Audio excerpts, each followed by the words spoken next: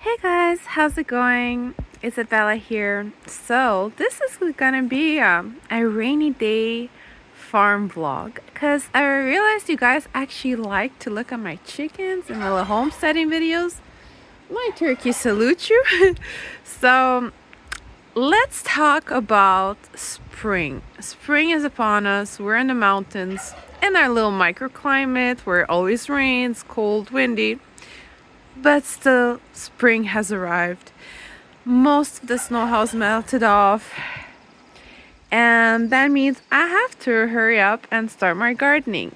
So, my gardening is mostly on the balcony, and for this season, I actually isolated this section here to grow, root vegetables.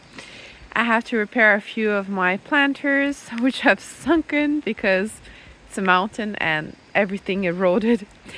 And so, yeah, today the plan was to add fresh earth. Hey, Blade. Hey, Kit. How's it going? So, yeah, and I'm preparing. These are going to be like fresh herbs, salads, small things.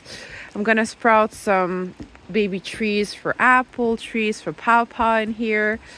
In here in the front of the house, I have some berry bushes. It's absolute chaos right now, guys, because spring is the season. The only dry spot. Spring is the season where the snow melts, and my turkeys are always free range year round. They're always outside. They're turkeys. We're in Canada. They're endemic to this country. Live out in the wild, guys. So when it unfreezes on the mountains, we basically have rivers everywhere, and their poop is everywhere, and I have to rinse their poop everywhere. So for like about 3 weeks every spring, it's muddy, mucky, and poopy, but we'll get to it. And so yeah, that's what I isolated for this spring gardening. And this is my drying shed. Yeah, let's go see it. This is actually roost for turkeys or whoever wants to use them. I'm giving you the raw farm tour because it's been a while, right? So in here is my drying shed. And usually I got some turkeys laying eggs. But this time it's a chicken. And yeah, drying shed, hay shed, whatever shed. I got my little 3 males here. They're defending super well the land. They're actually protection animals, believe it or not. They're really good to protect from their wild turkeys and just from foxes and raccoons and whatever wants to come here. They're very savage. So here are my little planters for the summer. One of them kind of has collapsed because the earth underneath has collapsed. It's so rainy that like literally my earth is sunken underneath. But usually here I have peas, root vegetables. That's the thing. Last year was absolutely not a success because the sun goes from here to there, and you see the problem. I didn't have enough light, so it was not successful, but I had a little bit of crop happening. I collected what I could. My beautiful 4-wheeler that has been dead for 3 years. So that being said, this year there's actually less trees because right before the unfreeze, I chopped a bunch of small ones. Like technically a tree needs 10 to 20 feet to grow. So I try to keep the biggest ones, the ones, further away. And anyways, all these that I chopped were baby trees from after we moved in. So it's just me that let the forest grow out of proportions. So it's really rainy, but come with me. I'll show you. So there's the reason of gardening that I had to chop a lot of baby trees. There's the reason to let my mature trees actually enjoy themselves and grow to full potential.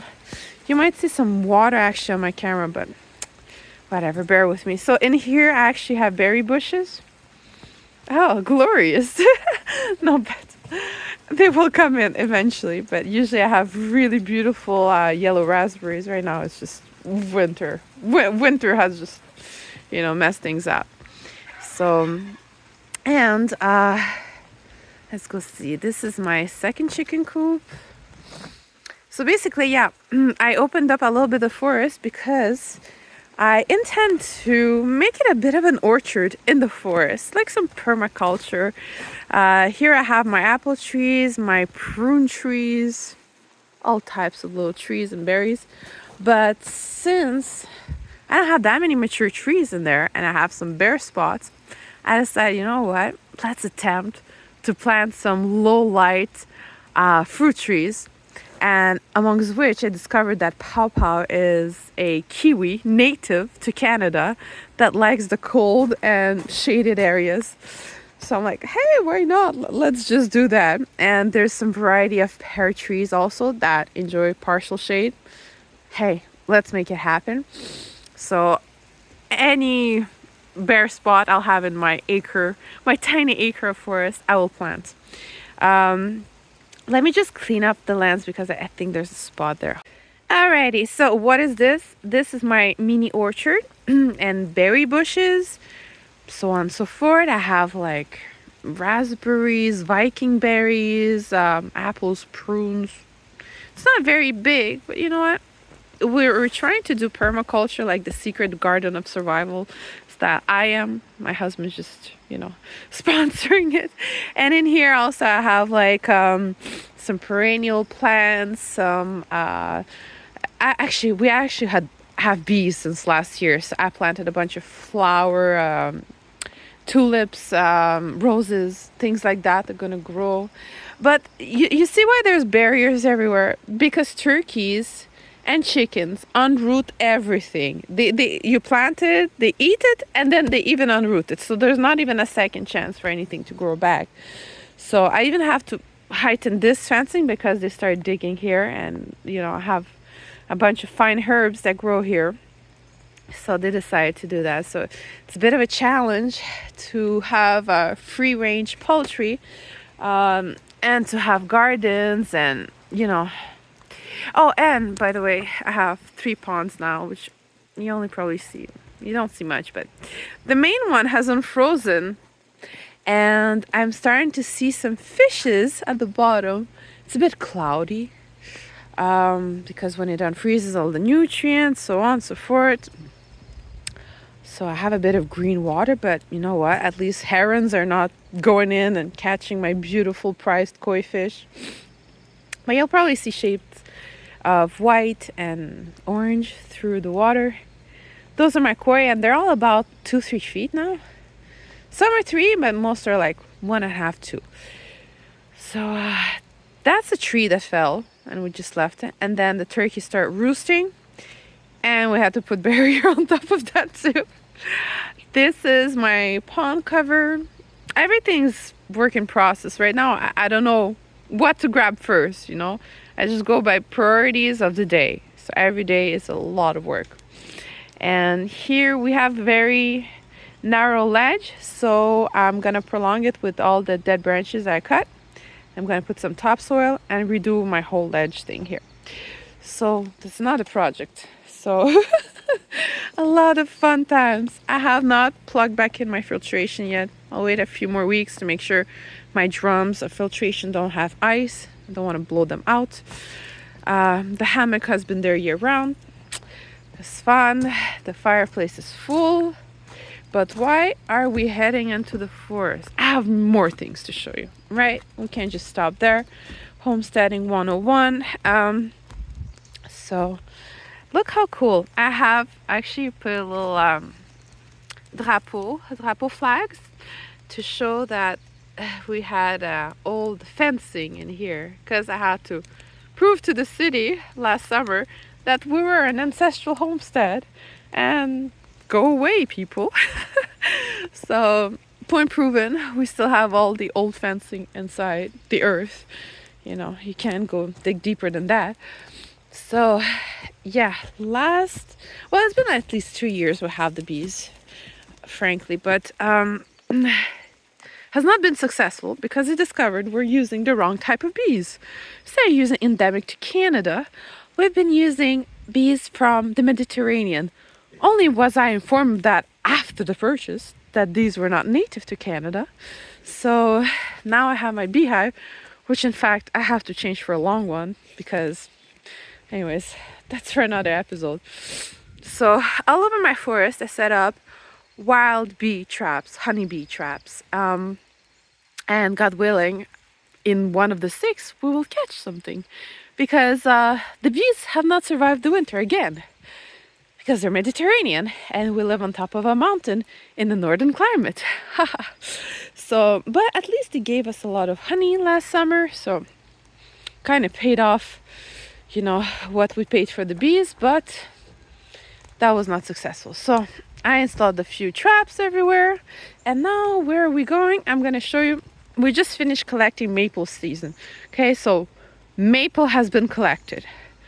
There should not be much left in these containers. Let's look. Probably just nothing. But it is birch season now, so if I don't kill myself going down, mountainous climate, awesome. So yeah, as you can see, I cleared this area because I'm gonna plant pawpaw, the kiwi.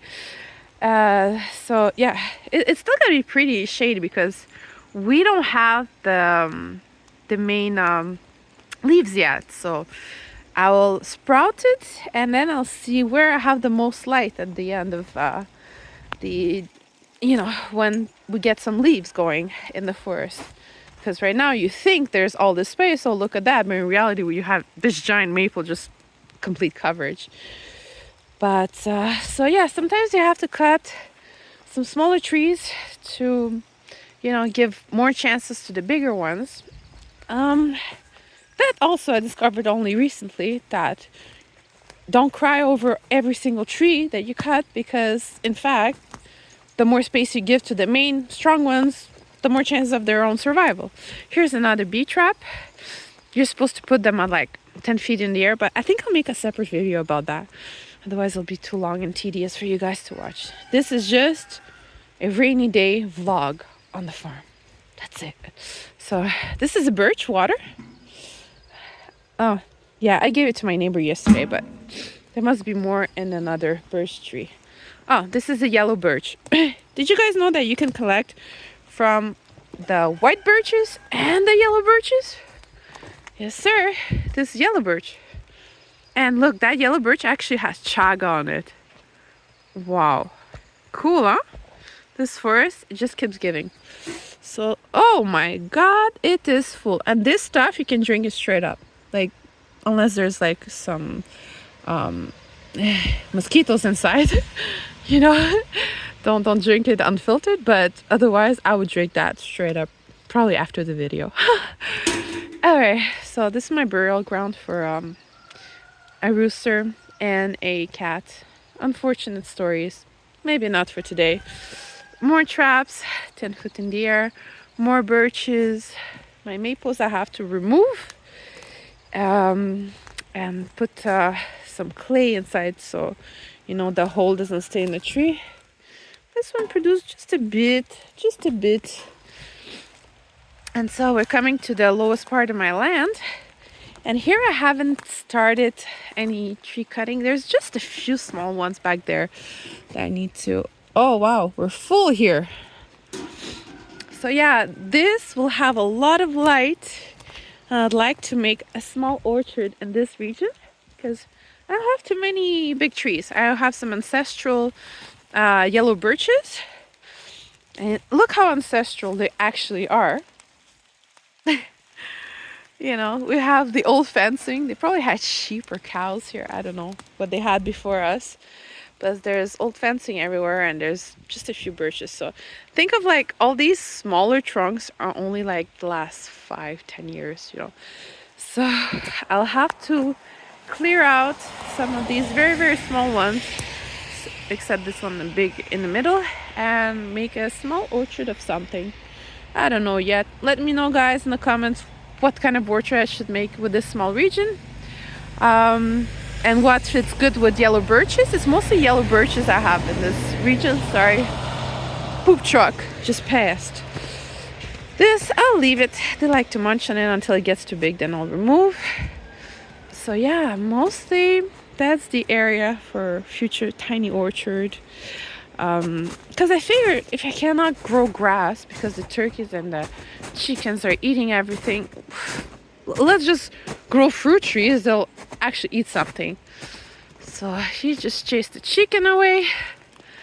So why I'm free ranging my chickens all the time is because right now in the spring all the mosquitoes are still in the ground and the chickens are scratching and eating all the mosquitoes out of the ground.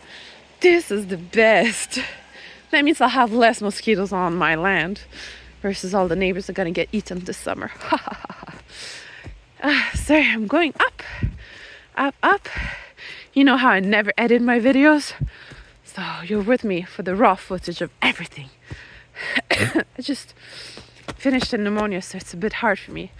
Whew, okay, so let's look. These are my little girls. See, they're eating a bunch of microorganisms in there. What do you want, boy?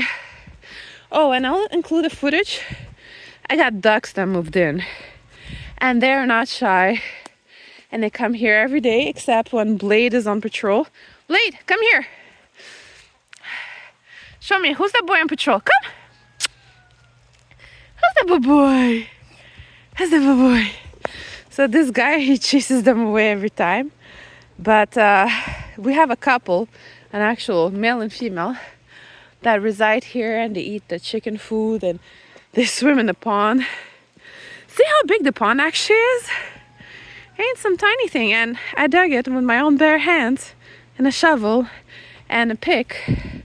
So yeah, fun times.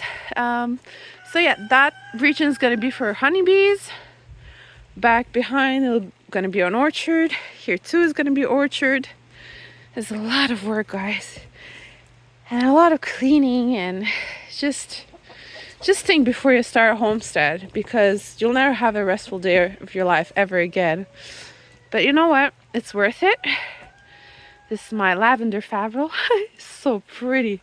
Hey, boy. And this is like actually where the turkeys spend their winter eating. And my Favreau is sitting on turkey eggs. Seriously? Woman, show me the eggs. Show me the eggs. Oh, yeah. The thing is, I have a broody turkey that I need to give eggs to, but I think I will get her fresh eggs from another farm down in Ontario, because I don't want the I don't want to change my turkey toms, because they're doing an amazing job on the land and protecting. So, and I don't want them to, you know, breed with their daughters. Excuse me, right now I'm trying not to kill myself. But I will show you my broody turkey, which should not be broody where they roost, because they've been pooping in there all winter. But she's just gone broody in the shit box. So I'll need to move her and give her eggs from another farm. Something that has nothing to do with my own genetics. Probably some bourbon reds and Royal Palms again, because those are the ones that lay the best, because I want laying turkeys. So that's another thing. So it never ends. All this I have to clean, pressure washer. But yeah, that's life of having a homestead all by myself, with all this poultry and all these projects. But you know what? It's really worth it, because the way these animals love you and the eggs they produce for us, the protection they offer in the land, they're just amazing. See, they're eating right now. And you know, the food you grow yourself, no pesticides, no nothing, on chicken manure that I get for free. Yeah, we'll just take things as they are. So there you go, guys. My little farm, my little house. I live in the little shack is no problem. Yeah, if you have any questions or suggestions, just let me know in the comments below. I'll upload this video raw as it is, as usual for the last 15 years of uploading raw footage. Hello mushrooms, and welcome to the crazy farm. Thanks for watching. Bye bye.